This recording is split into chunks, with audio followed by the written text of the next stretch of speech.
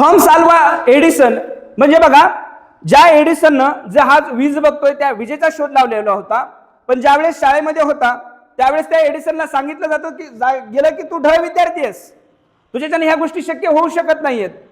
आणि मग एडिसनच्या मनामध्ये एक ध्येय होतं की काहीही केलं तर जगामध्ये अशी काही गोष्ट निर्माण करायची, मी असलो आणि नसलो तरी माझं अस्तित्व राहिलं पाहिजे. म्हणून थॉमस अल्वा एडिसननं विद्यार्थी मित्रांनो एक प्रयोगशाळा तयार केली. आणि प्रयोगशाळा तयार केली असताना त्या प्रयोगशाळेमध्ये 18 तास थॉमस अल्वा एडिसन आपला वेळ त्या ठिकाणी घालत होता. 9999 प्रयोग थॉमस अल्वा एडिसननी केले.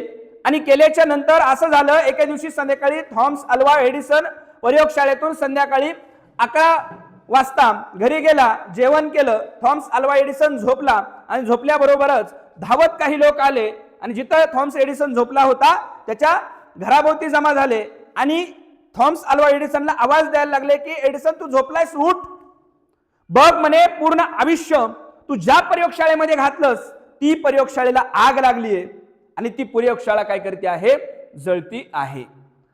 स्तब्ध राहिला थॉमस अल्वा एडिसन, काहीच प्रतिक्रिया दिली नाही. घरामधून बाहेर निघाला, ज्या ठिकाणी प्रयोगशाळा होती त्या ठिकाणी थॉमस अल्वा एडिसन गेला, तिथे थांबला. थांबल्याच्या नंतर डोळ्यात देखत जे स्वप्न थॉमस अल्वा एडिसननं पाहिलं होतं ते स्वप्न थॉमस अल्वा एडिसनचं डोळ्यात देखत जळत होतं.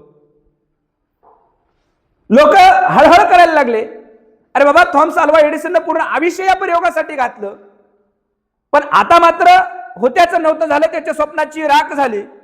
न राहून पत्रकारांनी थॉमस अल्वा एडिसनला प्रश्न विचारला, का म्हणे थॉमस अल्वा एडिसन तुम्ही एवढी मोठी प्रयोगशाळा निर्माण केली आणि ही प्रयोगशाळा आता तुमच्या डोळ्यात देखत जळाली, आता तुमचं पुढचं धोरण कसं आहे, पुढचं नियोजन कसं आहे? त्या पत्रकाराला वाटलं की थॉमस अल्वा एडिसन मनातून हरला असेल, तो म्हणेल आता सर्व संपलं.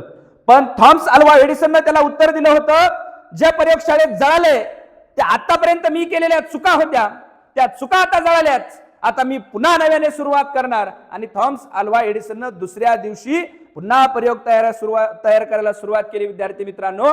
आणि तो प्रयोग त्यांचा यशस्वी झाला आणि तो प्रयोग म्हणजे ही ट्यूबलाईटचा शोध थॉमस अल्वा एडिसननं लावला.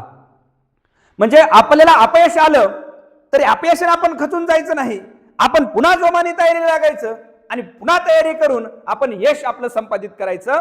विद्यार्थी मित्रांनो, थॉमस अल्वा एडिसन त्याच्या अंगी असणारी चिकाटी होती, मेहनत होती, त्यामुळे तो थॉमस अल्वा एडिसन हा यशस्वी होऊ शकला.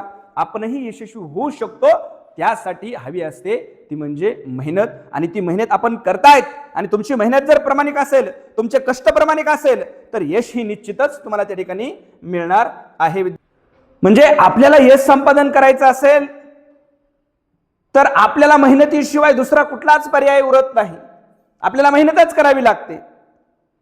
फक्त 1% लोक आहेत ज्यांना प्रेरणा लागते, ज्यांना मोटिवेशन लागतं.